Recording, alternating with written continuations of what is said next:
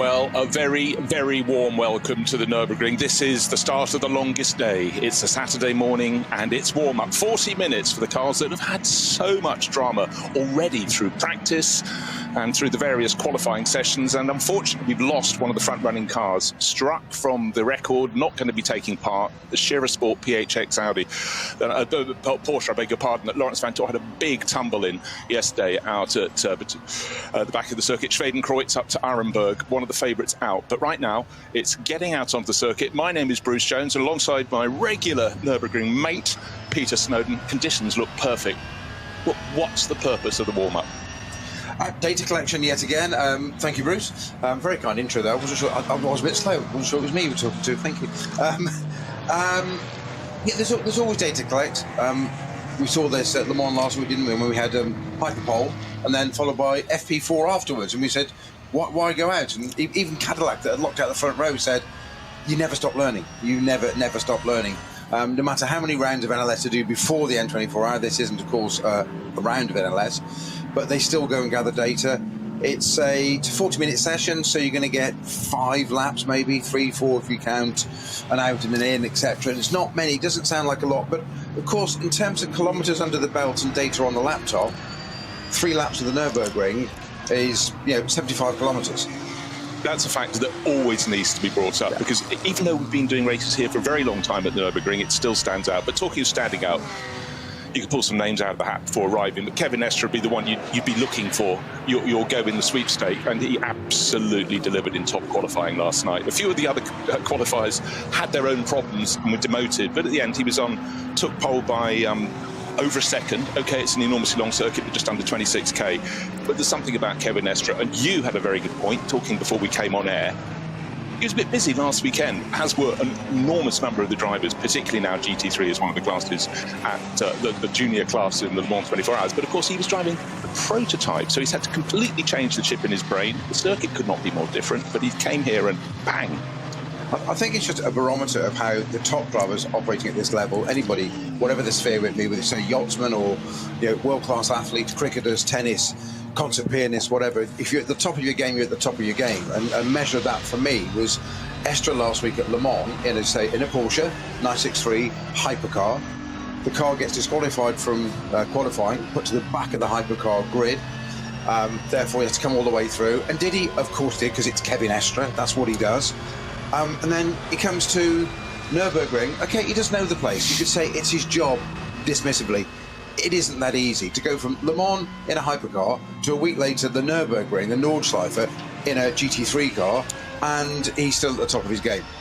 And talk about taking part in the unholy trinity. He'll be racing next weekend at the Spa 24 Hours. I mean, there's never been a year when you've had 3 24-hour races at absolute tip-top level in consecutive weekends. There are going to be a lot of very, very tired drivers after that, and some probably popping on planes to go to the far side of the world to race something else. I mean, such is the spread of GT3. I think there's 6 drivers I know of, 6 or 7 that I know of, that are doing all 3 events.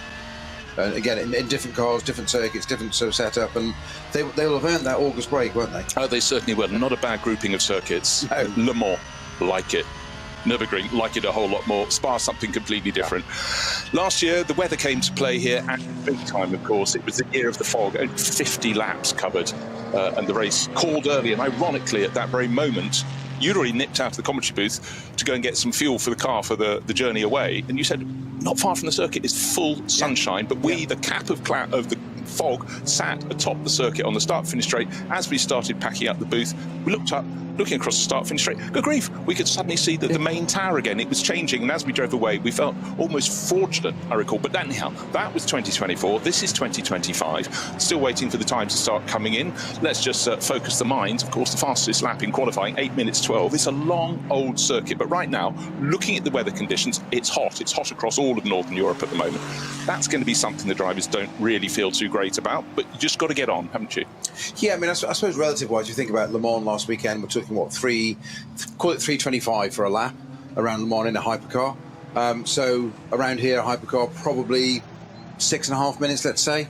So they're 2.5 minutes slower in a GT3 car, and a totally different setup as well. And so much to learn. There's nowhere to relax on the Nordschleife. That's the point. There is literally nowhere to relax, and we're just being treated a little bit of onboard footage at the moment with, I think it is the Estre car, the 911, get Grello, going up towards the carousel. And I say this time and time again, it's a ribbon of tarmac between nothing. You have this, you barely have a car's width of grass either side, and then the barriers. It's a thin ribbon. It is the smallest, infinitesimal little safety net at the side of the track, and it's the highest part of one of the highest speed parts of the circuit. And don't forget, of course, they're not just racing against other cars in the SP9 class, which is the nomenclature for the GT3s. It's air towel down to cars with an enormously inferior performance potential, but being driven to the edge of their potential. So this factor, and when you look at the circuit on a beautiful sunny day, you get lots of areas where there's this sort of stroboscopic effect of the shade from trees. So that's a tiring factor. Then at any of those patches of shadow, it could be a car that's limping home slowly, or just simply that's its top speed, and you're coming past potentially 60 miles an hour faster. So your point about never having a point to relax is entirely true. A friend of mine who you met asked me the other day, he was a massive cricket fan, so he's off and doing his bits at the moment, and he said, so what is it about this the Nürburgring 24? What captures your imagination? And I said, exactly what you just said. Right, I said, you've got the top drivers. I said, you've not just got 24 other cars around them or thereabouts, you've got 24 or more other classes, and you've got 24 hours of racing to do that in. And you've got to compress all that in and go on your toes all the time. That's what you've got to be aware of. The teams also, you look at many points, you look at the World Championship, if someone pulls a very early pit stop, they're desperately trying to work out where that car's going to slot out back into the traffic. Will it be ahead of a group or behind a group? But in this, I mean, the traffic is everywhere. Could you get a gaggle of cars that delay you by 2 or 3 seconds a lap? Easily, several times per lap. So it's really, it's I think almost more of a gut feeling. It's a bit of an imprecise art. Of course, you can look at all the tracker maps and see where gaggles of cars going around. But with a field of, well north of 100 cars, it's going to be very, very busy. But that's the playing field. I think it's almost a slight reverse for the strategists in this sort of racing, certainly in these 24-hour events. So you don't have that luxury of finding a gap to slot them into. You slot them in and then work out what to do with it and how to make it work best. Plus, given the length of the race and the other cars, what are they going to do? And you said that's before you allow for other cars, different classes, different speed differentials. And I always try and steer away from the phrase slower cars. Yeah. It's not fair. They're as fast as they can in their class. They've just got a speed differential, which is hugely important. And that's why these guys have to have this permit to understand that. And it's why you have to do certain levels, lower categories, if you like, that speed difference to understand it. And before you get into a GT3 car, which always gets all the attention. But the GT3 cars have to get their way through all the other traffic. But have no doubt about it, those other cars are just as instrumental in making that happen and work as those GT3 cars. Yeah, there will be times in the 24 hours ahead where we both, and probably everyone commentating, will call them slower cars. You just lapse into that. There's no offence meant, so do please understand that. Right, cars still being brought in after that, the classic race, still being towed in. So a few waved yellow flags at various points around the circuit, meaning, that first lap, first flyer as it gets to be completed will not be a super fast one, because also it came from the standing start from the pits. We'll see what the pace is elsewhere, but people setting good sector times include Thomas Priding, Manthey EMA, so that is a car that's just teammate, yeah, exactly, Kevin Estro's teammate. And another car going well is the Rover Racing BMW M4, driven by Augusto Farfus. Now get this, Farfus has been doing this race seemingly forever, and several more days thrown in for good effect. And he was a winner a very, very long time ago. I'm going to slide down through something like 2004. I did write it down yesterday. But, the spread of drivers in this race, to win this race is an extraordinary feat. You have to remember that, because there are so many things around the Nürburgring that can trip you up. It could be the weather. It could be a puncture right at the start of your lap. You only have 26 kilometres, limp home, don't worry, you won't lose much time, and so on and so forth. But several drivers have sort of risen to the top time and time again. Those are the ones you have to doff your hat to. Well, I've just waxed lyrical about Kevin Estre, and to put that in perspective, such is the quality of the drivers in this field. When did he last set pole here? 2014, 11 years ago. What was he driving? I shall tell you, because it caught me out. It was a Durr Motorsport McLaren. Yeah, it's a McLaren, wasn't it? Yes. You never think of Kevin Estre McLaren.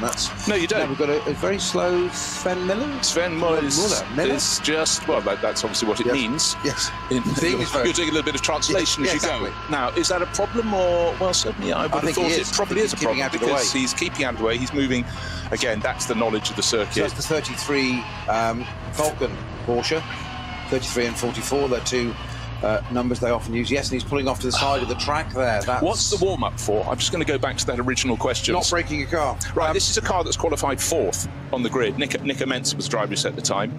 And just to let you know the order on the grid, it's the EMA Porsche number 911 on pole.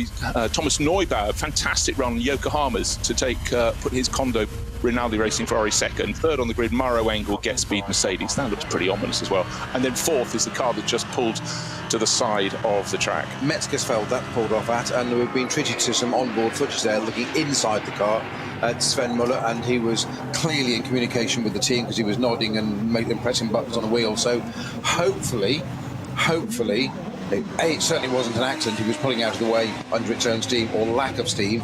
Suggests it might be, let's say, an alt control reset type thing, something that can reset. But that is worrying. You said, what is warm up for? And you go out, just go settle the car in, ready for a few hours later when you make the race start. Just that final adjustment, a little bit of temperature, understanding what the circuit's like, and it stops. And is it fuel? Is it a fuel pump? Is it something simple? Is it electronic? Has a fuse popped? Or is it something more terminal? And your heart must sink as you're sitting there just going, it's just a 40-minute warm-up. I was only going to do 3 laps. Right, so you've done all that effort in qualifying. You've qualified 4th fastest. The car will be brought back to the pits. Can it be fixed in time to get out onto the grid? Because you have this enormously long procedure ahead of the race, which is effectively an hour or so. Yeah. The race start is at 4 o'clock. But does it mean all your efforts are for naught and you're going to have to start from pit lane? Obviously, you've got the field of cars will set off in groups. So the high-performance group, the SP9 class cars will go first. But it could be a tiny part of the car. It could be an electrical gremlin. I hope it's something mechanical. They're easier to sort out. But fingers crossed for the team, because, I mean, what a blow. Again, a lot of those people, a lot of the drivers in that grouping, 33 Porsche, that's driven by, obviously, the driver who pulled off, Sven Muller, Alessio Picariello, Nico Menzel and Julian Andlauer. You know, Andlauer absolutely flew at Le Mans, didn't he, for Porsche? But there it is, pulled off at Metzgersfeld, and already there's a vehicle to start turning it clear, but that's effectively to get it clear and behind the barriers, but it's still a very long way to get it back to the pits. And don't the teams have to learn where the rest of the internal roads are around this circuit? Because if you've never seen the Nürburgring Nordschleife before, you could be a very, very long way from the pits. And certainly some points you'd have to get the cars, you'd have to know the rescue routes and even have half a clue where your car is when it's being brought back. But anyhow, it is what it is. Well, better news for the Muller family. Dirk Muller in the 63 HRT Full Performance Mustang. Whilst he has pitted, he is currently the fastest car on the circuit in the warm-up with an 8:19.538. He has pitted. Second place is the number 11 car, which is the Janis Fritschard-driven Mercedes AMG. Yeah, just for clarity, Schnitzel-Aum car, that is. the parents and Sven Dirk are different Mullers, so they're not brothers by different mothers, or maybe they are, but they're not related, put it that way. Smith in English. Or Miller, even. Yeah, Miller, exactly. And the other Falcon Porsche, number 44, with it's Tim Heinemann, isn't it, at the wheel? Tim, yeah.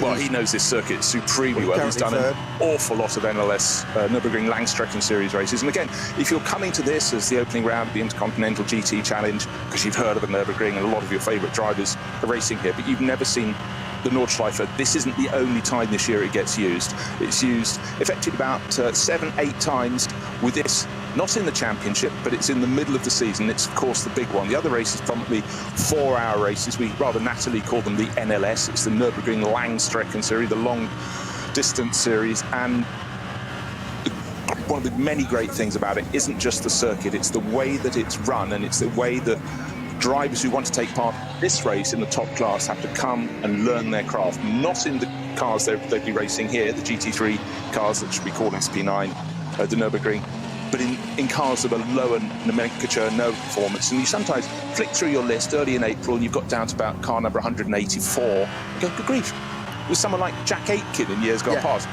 Top drivers, so it always pays to read your NLS entry. But once they behave properly, you get the green ticket. One of the things I love that warm-up brings up is not everybody goes out and has a run at the same time as normal. It's a bit of, not a free-for-all, but it's a little bit more informal, shall we say. Fourth fastest currently is Ben Leuchter in the Max Cruise Racing Golf GTI from Alternative Fuels category. So we've got a Golf. It might be a minute slower than the GT3 cars. A minute round here is not a minute somewhere else. That's a very, very credible time. So you've got 3 GT3 cars up there and an alternative fuel-powered Golf. And now it's not just because it set its lap very early on. It's actually faster than some of the GT3 type cars. So, but wait and see, because actually now the times are starting to flow. And it seems like we've forgotten we've even started this session. It takes so long for some of the others to come through, because as they peel out of the pits, you can't all leave at the same time. So necessarily is that sort of the opposite of a concertina, an elongating effect as the field strings out. So it's a bit like on the opening lap of a race. You might be almost as quick as the person in first, but you're 8th, and you're therefore about 16 car lengths behind, even if you're running sort of line astern.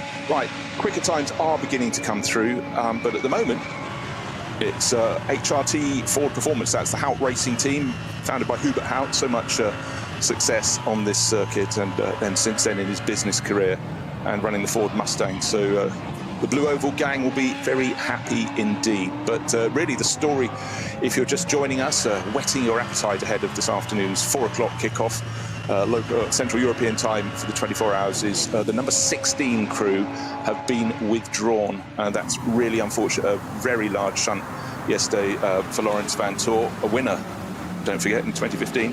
Patrick Pilet out, Patrick Niederhauser out, and Ricardo Feller out. And Pilet and Feller have also won the race. Feller in 24 last year, the foggy year, and Pilet in 2018. But Pilet is down to drive 2 cars, so he's fortunate. He's got another opportunity in this race. So again, spreading his skills. Isn't he in the 911 Porsche with Estra? He is. He's in the Manthey EMA car. So he was in 2 Porsches. One was entered by Shearer Sport PXX. So for Shearer Sport, last year's winning team, they've actually just got to concentrate on their number 1 Audi, and that's setting some decent sector times at the moment. But it takes a lot of sector times to get around and complete your lap, and it's still the Ford at the top, Ford Mustang of Dirk Muller. So long a Ford man, so long before that a BMW racer, of course, as well. But the session nearly at its midway point, so it seems as though not a lot of people have set a time. But again, if you weren't rushing straight out of the pits, you will still be coming around to complete your first flying lap. You've done your out lap. The flying lap is the one, obviously, that gets on the board.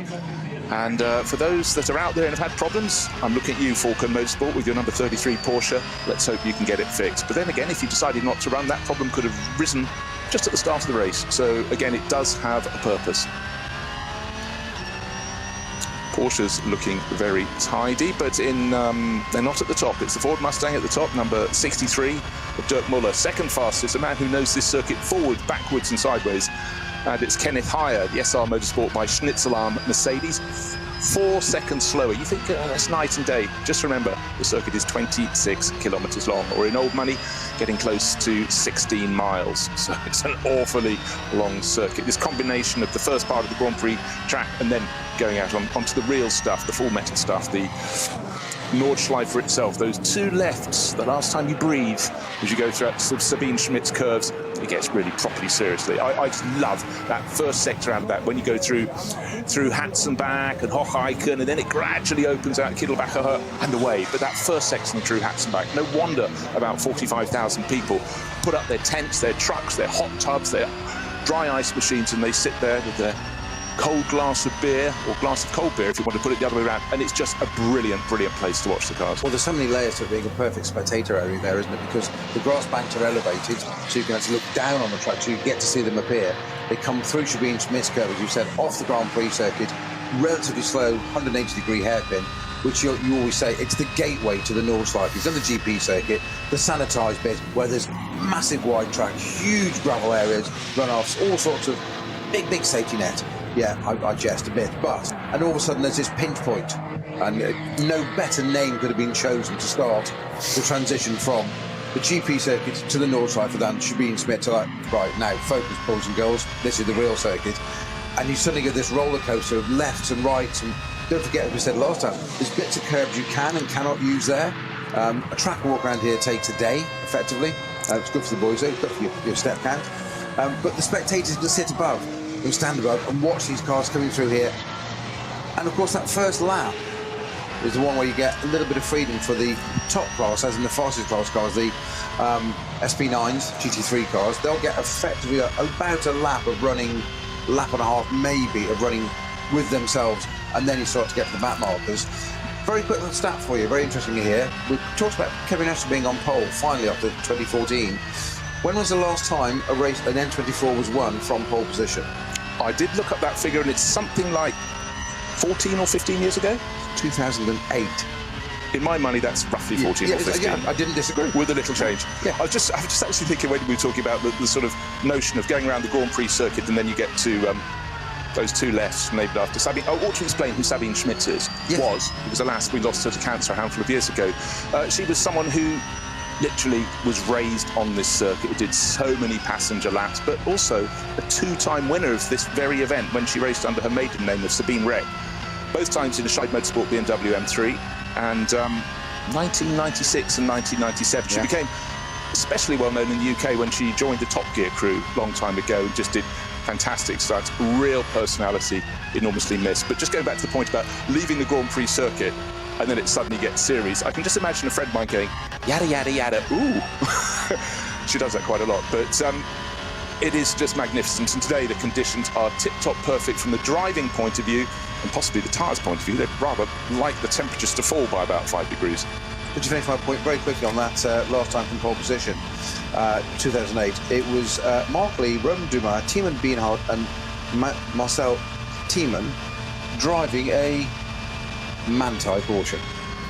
Exactly.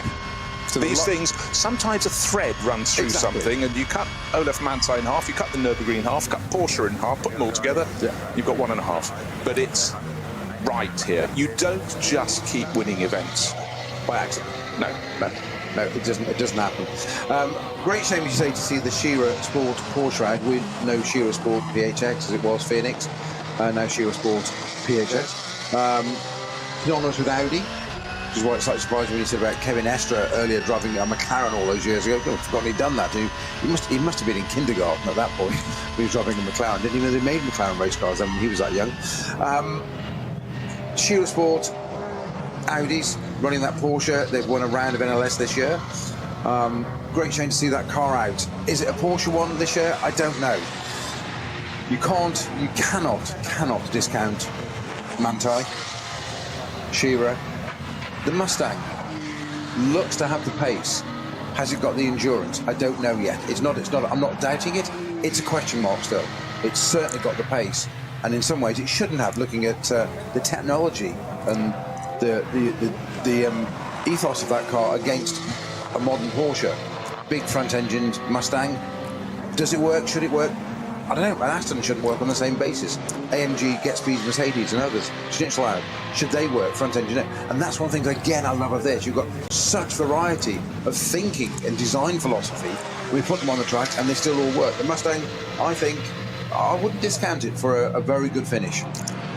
Another element that we have to knit in is tyres. We have so many, they're on Yokohamas. Were those particularly good for qualifying? Well, you have to say they are, because though that qualified easily just inside the top 10, the number 65 Ford, the best of those, the car second on the grid also on Yokohamas. That was the Kondo Racing with Rinaldi Ferrari. Thomas Neubaert, excellent young French driver doing the job there. But what's the relevance of qualifying? It's how your tyre's going to work across the 24 hours. Of course, it gives you a foot up if you can qualify at the front of the grid. It means you might get out of the trouble on the opening handful of laps. It buys you an advantage. But so many things to consider. And we're very, very accustomed to having multi-class racing across various championships, but they're on uniform tyres.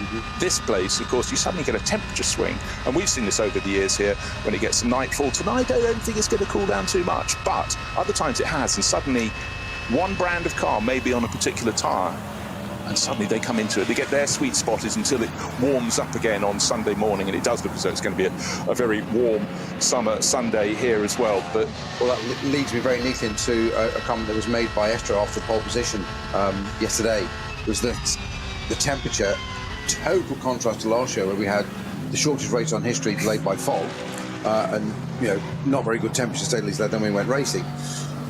This one, so far, all forecasts predict it's going to be a really, really hot one, which has a totally different effect on the cars. Obviously, the tyres, degradation's a big thing. So the drivers need to manage those tyres more than they would normally.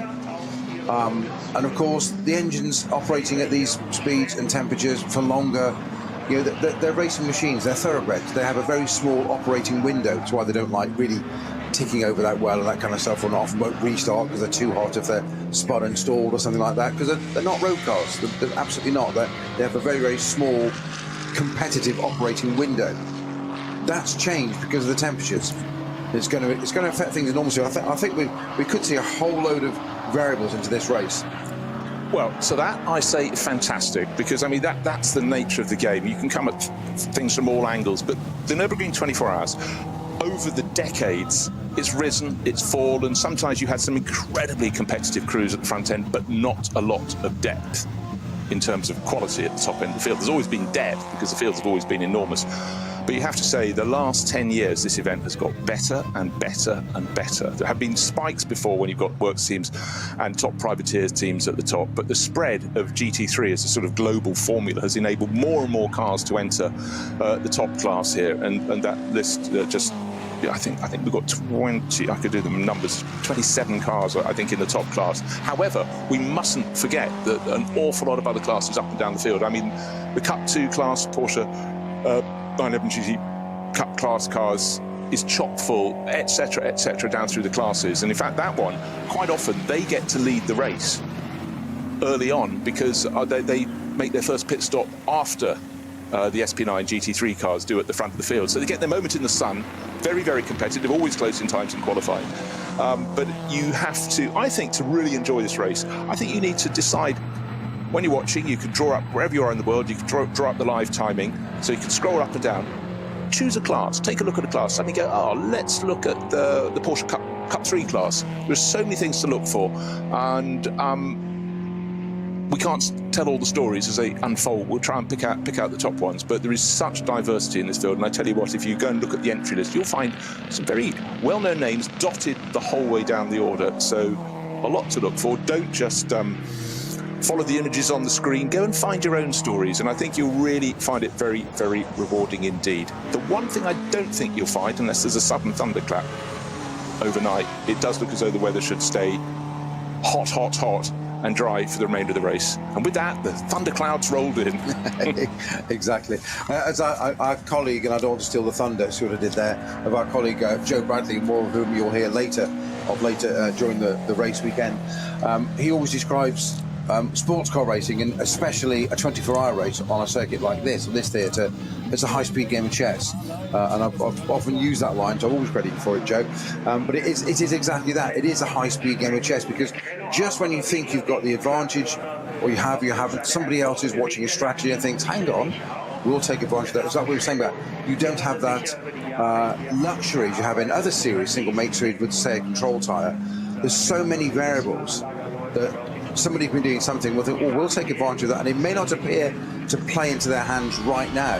It might even take a whole stint or two to come out. It might be 4 or 5 hours down the line where you're sitting there thinking, well, that hasn't done anything. It's the long waiting game. And as drivers hate that. Absolutely hate that, because drivers want instant results now. They want to know where they're ranking. They want to just really get it. Well, not just in being second, because that's first loser, but they want to be told all the time now, instant results. And it's one of the things that team managers have to do. One of their biggest parts of managing drivers is to get them to calm down and be a team player and be an employer of the team, not a driver. I know that sounds odd, but it's like, no, play the game, because it might be 40 minutes, it might be 40 laps, it might be 4 hours time. This will play to our advantage. But if you don't do this now, you messed up for the whole team. And the other element, so many of these drivers have been racing in sports cars for a long time now. Started, almost all of them would have started in single-seaters, the older ones. And the ones in their 30s, you mean? Yeah, that's what I mean. Crikey, wrinkles around the eyes, the whole lot. But one of the things is when you're the one in the team who drops the ball. Yesterday, that was Mirko Bortolotti, was outstanding in the opening part of his lap in top qualifying, and then didn't slow enough further around the lap for red flags. Yes. Went, they had him banged to rights, and he said, I was just so focused, I really, got it right. Mirko absolutely heart on his arm. Exactly. Qualified 5th, but he's now thrown to the back, and he's on a sort of walk. They're looking at his license and all that, because as we've talked about before, they are so strict about people not observing the rules. So he was heartbroken professionally, but also for his teammates. I also thought professionally, and credit to the character as well, that he took it on the chin and just went, entirely my fault. I was focused on that. I shouldn't have been. This is what I was doing. It's no way he condones it. And of course, the big thing here for the organisers and officials is it's putting other people into danger. That's the issue.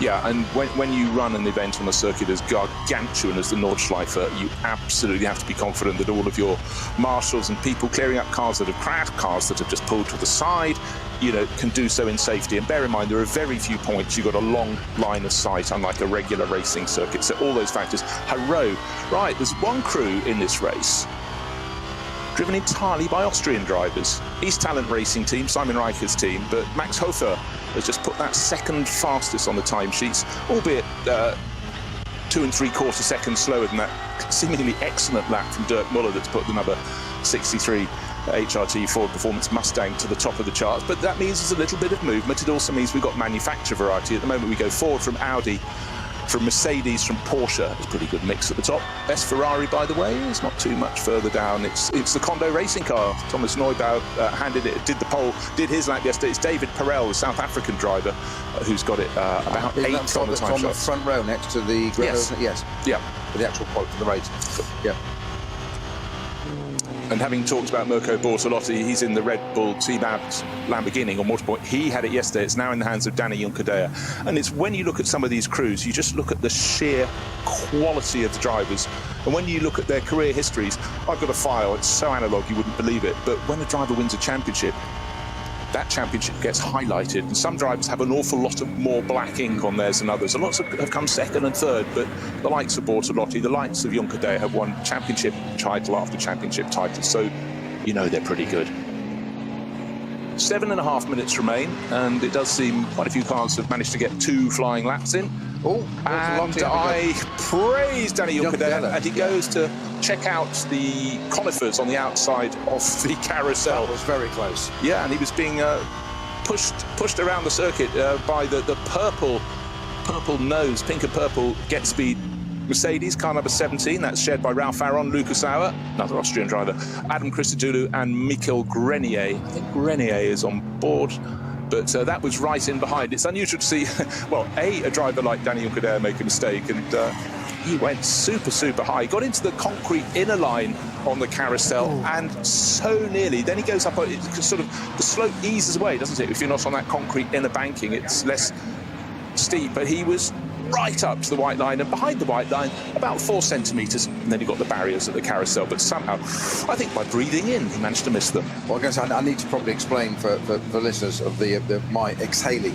It was watching the replay footage of exactly that moment with Danny Juncadella going into the carousel, and I'm just watching a little bit further around now. It has a little bit of snap understeer. It turns into the carousel, as you rightly say, Bruce. He wants to hook the front of that Lamborghini into the concrete, and it just doesn't bite, and it pops out. And of course, it's cambered, and it's suddenly a whole different surface change.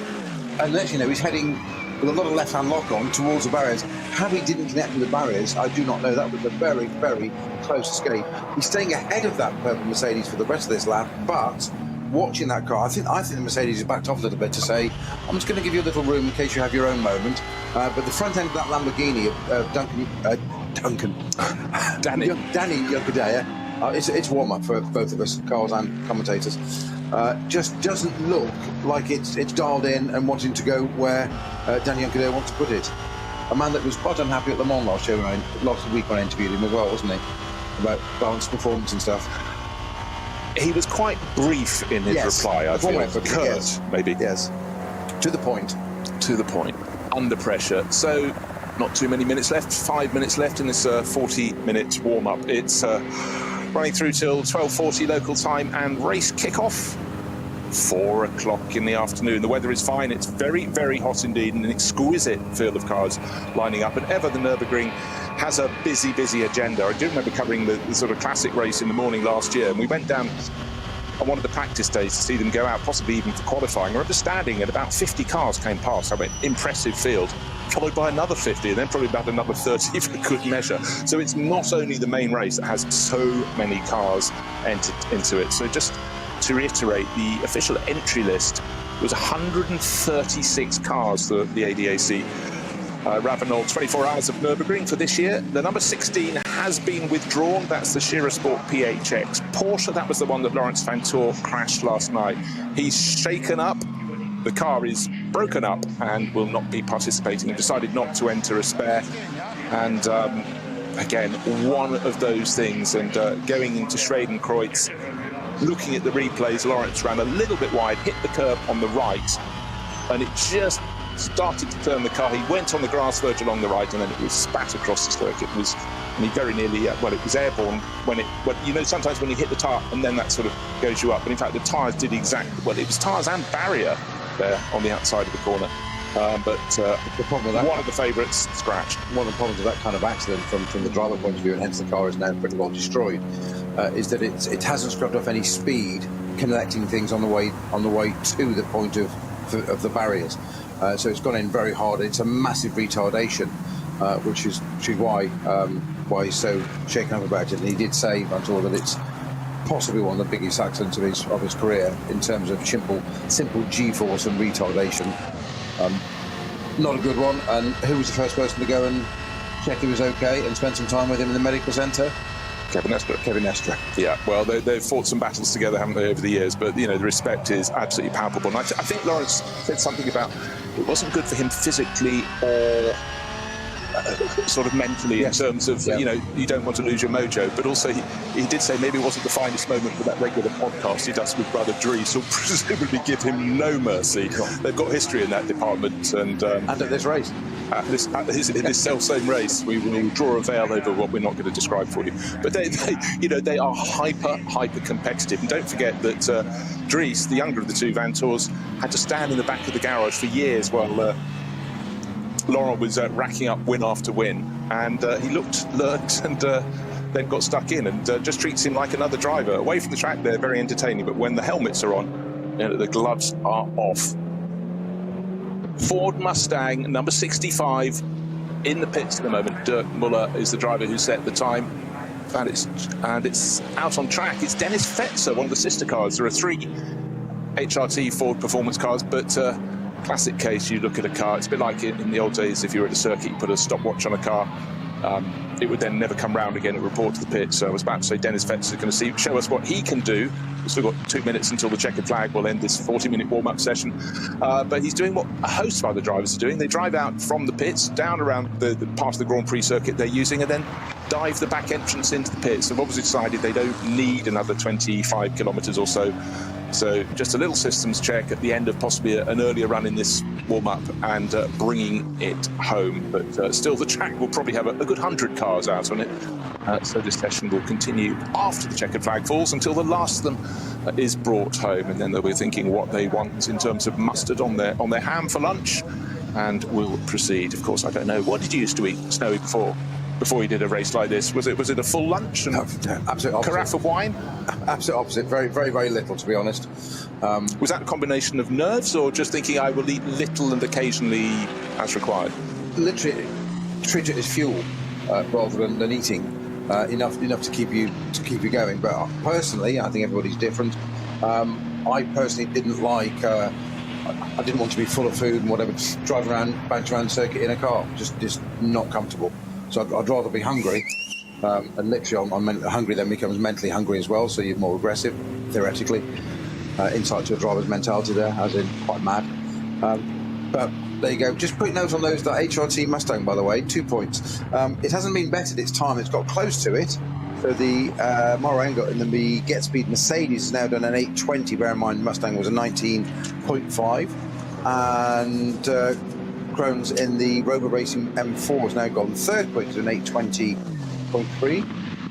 Yuta Racing is 21, but it is just worth pointing out that Mustang is a Pro-Am entry as well, remember? Yeah, Pro. And Yuta Racing is also a Pro-Am entry, and that's Pierre Caffa, a former winner of this race, who just moved, he moved it up to 4th place. He's just been demoted because another Mustang has moved ahead of that. That's the number 64 entry, one of the 3 from the HRT Falcon Performance team. And Dennis Olsen slots that into 4th overall, 1.4 seconds down. So bear in mind, it's a hugely long circuit, so that is a competitive time from the Norwegian racer. Great to see the fans out around the circuit, lining the barriers. Of course, they built these phenomenal structures, and get to watch the racing all day long, all night long, and then we'll see how their endurance goes through. But just going back to Dennis Olsen, I feel he's a driver who needs more accolades than he sometimes gets. Bearing in mind, this is a round of the Intercontinental GT Challenge. He was the champion, IGTC champion, and the Bathurst 12-hour winner, actually, back in 2019, driving for Porsche in those days, Earl Bamber Motorsport. But since then he's nailed his colours to the Ford mast, and I think deserves a really good run. But session very nearly over. But of course the cars still have to bring it home around this enormously long circuit. So what have we learnt from this warm-up session? We've learnt that the car that's qualified 4th on the grid, the number 33 Falcon Motorsport car, the Porsche, pulled off at the side of the circuit for reasons unknown. But let's hope for all concerned, and bear in mind Falcon Motorsports are running 2 Porsches, the 33, the one that's pulled off, and the 44. Let's hope it's something, the car gets back soon and can be fixed. Tim Heinemann not qualified, was 10th fastest in the warm-up this morning in the sister Falcon Motorsport car. So that's there or thereabouts, Snowy. That's sort of where you need to be, running cleanly. And let's hope for the Falcon Motorsport crew. And they are such favourites here because they've supported all the long-distance races for more than a decade now, sometimes with 2 different brands of cars to keep the mechanics on the toes. But, they are a popular team with their 2 shades of sort of turquoise and greeny blue livery. And I do quite like a livery that lasts for years and have consistency of sponsorship, because they do become part of the furniture, and you do really appreciate them when you realise how much money, for example, that tyre manufacturer has put into this circuit, which they adore for all the obvious reasons. Well, it's the age-old thing, isn't it, of testing the product ready for going out to commercially to selling on, win on Sunday, sell on Monday. Exactly, it all filters down. Point to make here is this race, the N24, is not part of the NLS, but it kind of is. It isn't officially, but emotionally it is to everybody, because we know all the teams come and do it beforehand. We've only got to see that in the tail off on the next round, which happens to be NLS Light, which is a very clever way of doing it, so no GT3 cars. But when normally, a normal season, the first NLS round post N24 sees a significantly smaller amount of entries. So that tells us they all come and compete in this in the first place. What brand has won every race so far in NLS this year? A Porsche. 3 different teams, but it's been a Porsche. Is it time to break that in the big one? Well, we will find out. Lamborghini's still in the running. Tune in tomorrow at 5 to 4 to find out. Yeah, I hope you tune in rather sooner than that. We've got a crack set of crews ready to commentate through the 24 hours. I hope they're ready. Loins girded. Cars still going around the circuit, including Danny Juncadella, who, about 5 or 6 minutes ago, made both of us have a little intake of breath because he got it slightly wrong in that number 27 Red Bull team at Lamborghini at the corner. Slightly fearsome, slightly famous. Carousel very, very nearly hit the barriers. Anyhow, he now sees the checkered flag and will exhale. Will come the short way back round into the pit lane, so he'll drive around the bit of the Grand Prix circuit that they use, and then tuck it away. But car clearly running very nicely. Yeah, just goes the fastest to the very top. So he went top by 3 seconds, an 8 minute 16 lap. That was better than quite a few of the crews managed in qualifying. He's got that front end dialed in now, hasn't he? He certainly has. What do you need to fix that? Yeah, fine. So here we go. Let's just run down the manufacturers at the top. Lamborghini with that last moment run from Danny Juncadella, car number 27, then Ford, then Mercedes, then BMW, then Ford again, Audi, Porsche, Audi, Mercedes. What a spread of manufacturers. But Danny Juncadella, one little slip up, but it didn't lead to any damage, and then he atoned. But absolutely excellent Spanish racer. Must be looking forward to this big time, and it'd be really quite something if a Lamborghini could win this race. Over the years, we've seen loads of speed from Lamborghinis. in the long distance races at the Nürburgring in the 24 hours, but we haven't seen a win at the top level. Could it be there? Yeah. Well, we'll have to wait and find out. But at the moment, it's looking quite strong for Porsche, but that's in terms of qualifying pace. But then sometimes if you have enough weight of numbers, it will give you an opportunity to at least take a tilt. You do have to stay in it to win it.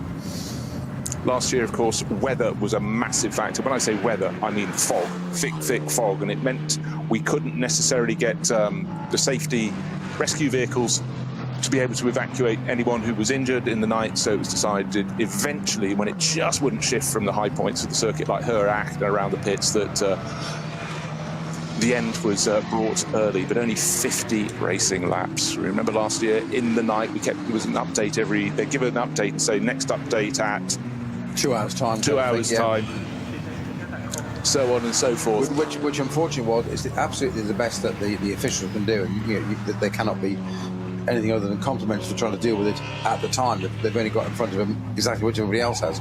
But you're hoping that in that, say, 2 hour window or the next hour, it will change and it will literally blow through. But unfortunately, what that means is it's all very well sitting looking at the outside going, well, it never happened. You don't know that at every 2 hours. But unfortunately, all the officials, all the teams, all the competitors, us included, you can't stand down because you're like, oh, we're back on 2 hours. Okay, right, so we're ready to go. So we're all primed and it's another bulletin at a set time, and we're going to look at it again in another hour's time. Okay, and it must be so frustrating for teams as well as to what do we do? Do we, it change? And of course, from a strategy point of view, when you've got, let's say, 10 hours to go, 10, 12 hours of the race to go, and it stopped, for argument's sake, and we'll have a reconvene of a bulletin in 2 hours. That becomes 8, becomes 6, becomes 4, and it's like, well, hang on, your strategy and your fuel and stuff is so very different.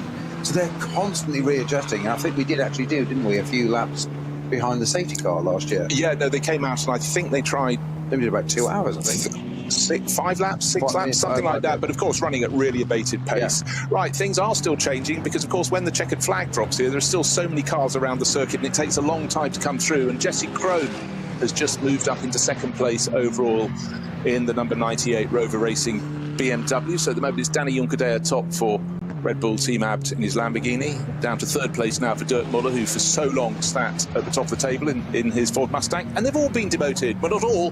Juncadella's still top, but Maro Engel, I just noticed he suddenly put some quick late lap sectors in, just under a second down from Danny Juncadella. So Maro Engel makes Mercedes smile. He's driving the number 14 entry, and he's definitely one I think I'd look for in this race. He's showing with Maxime Martin, Fabian Schiller and Lucas Stoltz, rock solid for get speed and second fastest here and now. But again, top 5 positions, 5 different manufacturers, and that is just in the top class of the race. And of course, SP9 is also split into Pro-Am class and a smattering of AMs, and then we have all the other classes in this most extraordinary race. But I think for the bulk of them, it was a useful activity to get out of the way, the warm-up, and they might have learnt a little bit, but for some crews, particularly if they haven't been running their cars very much, it's an opportunity just to get the mileage in. But for others, they're racing them all around the world and they know them quite well. But of course, you've got the vagaries, the different tyres. A lot of the crews coming to this event, are